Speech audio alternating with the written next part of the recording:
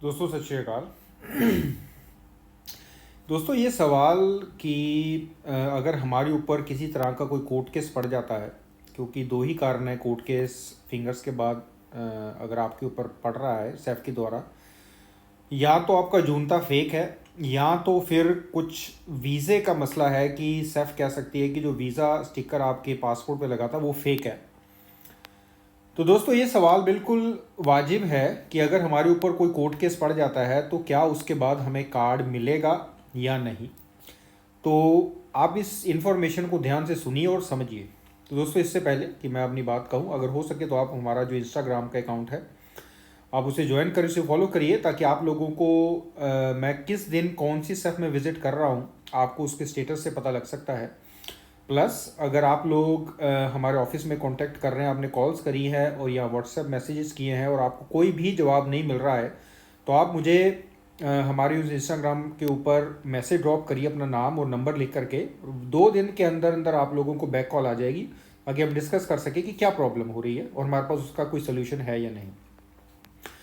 तो दोस्तों ये सवाल कि कोर्ट केस के बाद हमें कार्ड मिलेगा कि नहीं, ये बिल्कुल ठीक सवाल है। और हमें अगर मिलता है तो कैसे मिलता है, तो ये प्रोसेस किस तरह से होगा, तो आप इस चीज़ को ध्यान से सुनिए और समझिए। दोस्तों सबसे पहले कि ये जो कोर्ट केस हमारे ऊपर पड़ रहा है फिंगर्स के बाद फेक जूनता का या स्टिकर का, ये एक बहुत ही मामूली और फालतू किस्म का केस है। ये कोई बहुत बड़ा कुछ सीरियस मैटर नहीं है, क्योंकि दोस्तों इसमें हमारी गलती कम है, पुर्तगाल गवर्नमेंट की गलती ज़्यादा है। उसके कारण ये है कि सबसे पहले तो जब आपने डॉक्यूमेंट्स अपलोड किए थे या जिससे भी करवाए थे, उस समय सिस्टम को आपको बताना चाहिए था कि आपका ये डॉक्यूमेंट फेक है या इनवैलिड है। तब सिस्टम ने नहीं बताया। उसके 1.5 साल बाद आपको पहली ईमेल रिसीव हुई है, उसके अंदर भी सेफ के द्वारा इस तरह का कोई मैसेज नहीं आपको रिसीव हुआ कि भाई आपका ये डॉक्यूमेंट फेक है या इनवैलिड है। उसके बाद आप बायोमेट्रिक्स करवाने गए और बायोमेट्रिक्स के टाइम पर भी फेक जूनता का आपको कोई भी इंफॉर्मेशन नहीं दी गई है। यानी कि फाइल सबमिट होने के 2-3 साल बाद आपको सेफ के द्वारा रिजेक्शन लेटर में पता लग रहा है कि भाई ये चीज़ गलत है।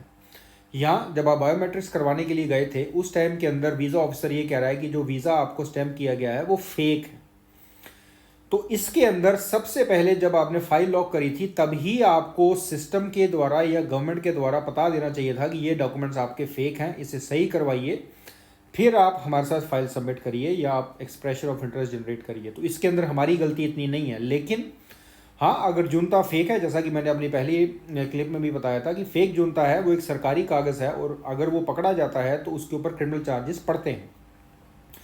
तो दोस्तों अगर तो आपकी फाइल रिजेक्ट हो चुकी है और हमारे ऊपर क्रिमिनल चार्जेस पड़े हैं, तो ऐसे केस के अंदर हमको कोर्ट से एनओसी लेनी ही होगी।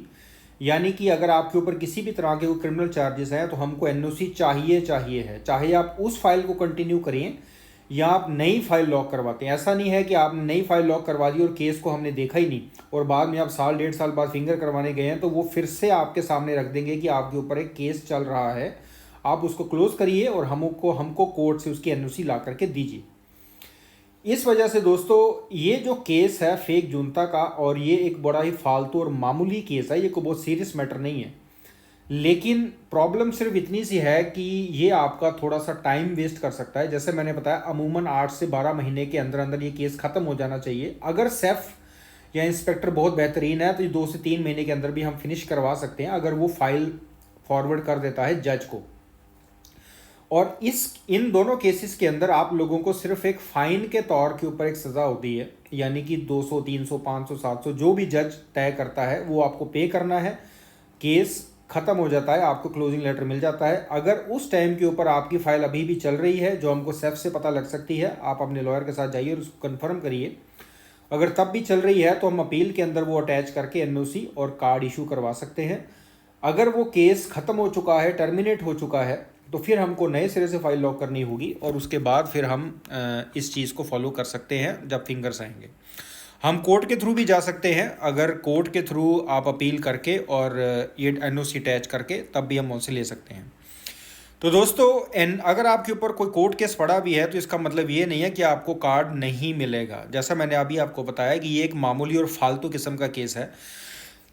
जिसके अंदर आपकी गलती नहीं है, ज़्यादा इनकी सिस्टम की गलती है जो आपको टाइमली इन्होंने नहीं बताया। बट हाँ ठीक है, जहाँ पर जो बनता है कानून के दौर मुताबिक उसके अंदर हमको देखना ही पड़ेगा। और ये केस निपट जाते हैं 8 से 10 महीने के अंदर और उससे पहले भी। और जैसे ही आपको एनओसी मिलेगी आपका टोटल रिकॉर्ड क्लीन हो जाता है और उसके बाद आप एलिजिबल हैं कि आप यहाँ की रेजिडेंसी लें और उसके बाद पासपोर्ट या जैसे भी आप करना चाहते हैं। तो जिन जिन भाइयों के ऊपर भी कोई इस तरह के केसेस पड़े हैं, बिल्कुल डरने की ज़रूरत नहीं है। ये एक मामूली केस है। अगर आपका लॉयर अच्छा है, एक्टिव है, तो इसको हम जल्दी निपटा सकते हैं और बाद में आप अपना कार्ड इशू कर सकते हैं दोस्तों। तो उम्मीद करता हूँ कि मेरी इस इन्फॉर्मेशन से आप लोगों को कुछ इन्फॉर्मेशन मिली होगी। कोशिश करिए दोस्तों कि पुर्तगाल के रूल्स के रिगार्डिंग अगर आप जो प्रोसेस फॉलो कर रहे हैं उसके बारे में थोड़ी सी जानकारी ज़रूर रखिए। ऐसा ना हो कि आप लोग बिल्कुल ही कोरे चल रहे हैं और इस वजह से हम लोग प्रॉब्लम में फंस रहे हैं दोस्तों। नमस्कार।